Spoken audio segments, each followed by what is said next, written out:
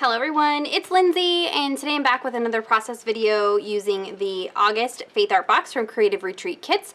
Now we are wrapping up the month, it's the end of the month, and so I'm sure most of us have journaled most, if not all, of the scriptures that are in the devotional content for this month. So I thought I'd come on and maybe share with you a different way to use your products. This is a great way to use up leftovers, or just to stretch your kits a little bit further, think outside of the box, take it outside of our Bibles and use it a little bit differently. So my video earlier this month was doing a memory decks card. I will link that video down below for you guys. But today we're just going to do a greeting card. So I wanted to show you how to use the sentiments from this stamp set and change them up from Bible verse to a sentiment that'll work on a card. And it's quick and easy. We're not going to use too many products here. I did pull out some fun things that I haven't used in a while, like Nouveau crystal drops. I thought maybe I could use some of these to kind of get that honey effect, kind of give a 3D effect. I pulled out some enamel dots from past kits. Some of these are still available as just individual purchase from Creative Retreat Kits, so I'll link those down below for you guys. I have a honeycomb stencil. This is the Shifter Hex stencil from Tim Holtz. I'll try to link that down below. And then some distress inks. I have Scattered Straw, Wild Honey. I'm going to do some heat embossing, but you could really keep this nice and simple and not use some of the extra little bits. But you know me, I'm always extra. I got to have all the things. So let me go ahead and put you on fast forward and I'll show you how I put together this greeting card using the August Faith Art Box. Okay, so I have a couple of things here. I have a card base. I just took a 8.5 by 11 piece of cardstock that I cut in half and then folded in half. So it's a 4.25 by 5.5 top folding card base. And then this piece here is a smaller piece of cardstock. So it was originally cut to 4.25 by 5.5, the same size as the front of the card. And then I cut off 1/4 inch off the top and the side. So that's what? That's 4 inches by 5.25, and this will be slightly smaller than the card base, but you do you, whatever size card you want to do. But I'm just working on this front panel piece, and so I'm using this stencil.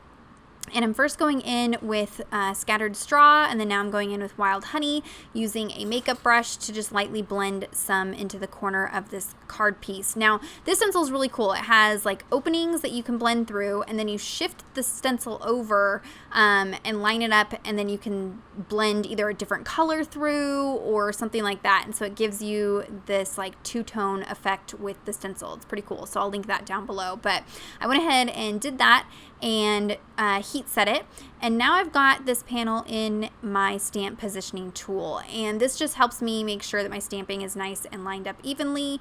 You can just stamp with a regular stamp block.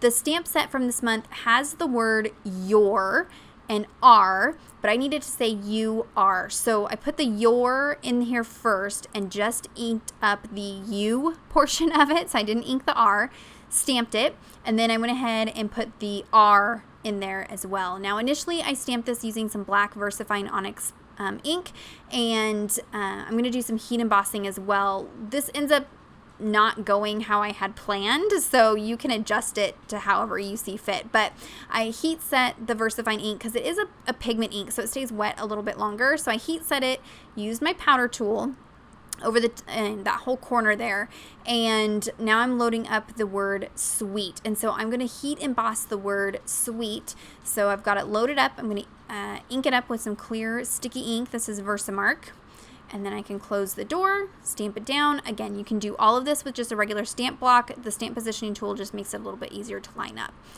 I'm using some Zing Copper Metallic embossing powder. I'll link a video down below all about embossing if you have questions about that, so you can check it out. But what I'm finding is as I'm putting the powder on here, the powder is sticking to the words you are, which this powder will stick to anything that has any moisture in it, and so I must not have had those stamped images dry enough, so the embossing is sticking to it as well. So the entire thing is going to be embossed with this copper color, which ends up being fine. I just wanted to bring a little bit of black in there so that where the areas of that T kind of overlap the word R, I wanted it to stand out, but it ends up working out just fine. So you could just heat emboss the entire sentiment if you wanted to. You could do all of it in black, you know, learn from my mistakes. So I went ahead and heat set that and set it aside for a minute. Now I have a little scrap of vellum, and I'm going to make some vellum bees just exactly the same way that I did them for the Memory Decks card. I'm inking up the bee stamp with that Versamark ink and stamping it on the vellum. I did prep the vellum with the powder tool really, really well. Vellum can be very sticky with embossing powder, so you want to make sure that you use a powder tool of some sort to prep it first. And then again, using that same copper metallic embossing powder. And with vellum, you want to make sure that the heat tool is good and hot before you bring it to the vellum. And then I move from the front to the back to the front to the back. That way I don't have as much warping of the vellum. So I just heat set that until it's nice and shiny. And then now I've flipped it over and I'm coloring it in with, might be orange glaze. It might be terracotta. I'm not sure. It's a dark orange marker and then a black marker. Exactly the same way that I did them for the Memory Decks card. So I went ahead and fussy cut out those little bees, and they're just chilling there for just a second while I work on some other details here. I've pulled out that little droplet stamp and some copper delicata ink. This is a shimmery copper ink.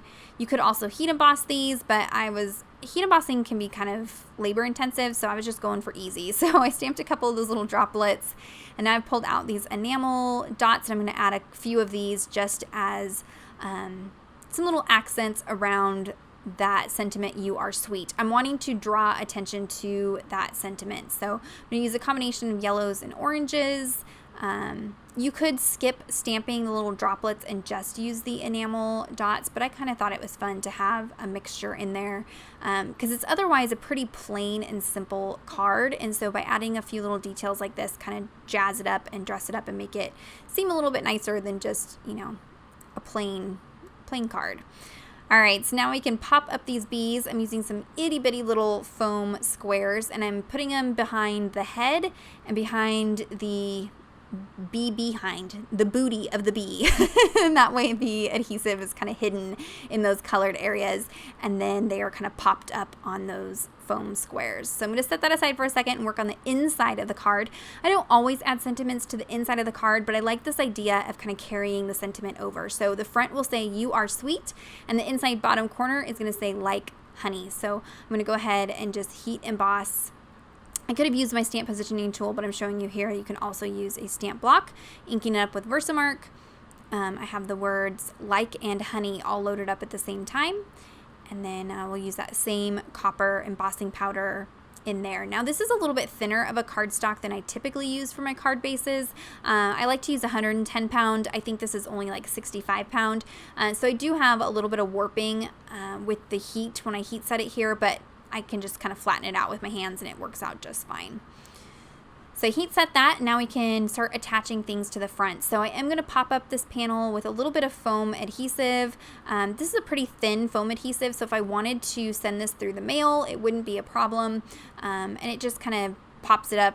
You know, it is white on white card base with a white card panel, and so this just kind of adds a little bit of interest by having the foam adhesive on there. So I'm just pulling those backer sheets off. This is one that I found from the dollar store, and it's kind of crummy, so I wouldn't recommend it. Now you can see that panel popped up there. So here's where I'm going to bring in the Nuvo Crystal Drops. I always forget about these because they do take a really long time to dry, but this one I think is the limoncello color. It's very, very translucent. It has a little bit of that kind of honey color to it. So I'm adding it to the little drops, and then I'm adding it to the wings of the bees. And you're going to get a lot of headshots in here because I'm making sure that I'm just getting a nice even coating inside the wing without overlapping the embossed lines. And I don't add too much. It is vellum. Vellum doesn't really play well with any kind of moisture, so I'm just adding just enough that it adds some dimension and interest to their wings. So there's a look at the finished card. I love how this came out. Very simple, but really sweet.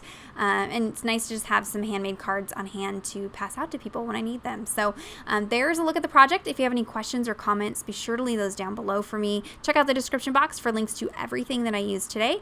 Give this video a thumbs up if you enjoyed it. Subscribe to the channel if you're not already subscribed. And until next time, thank you so much. Bye-bye.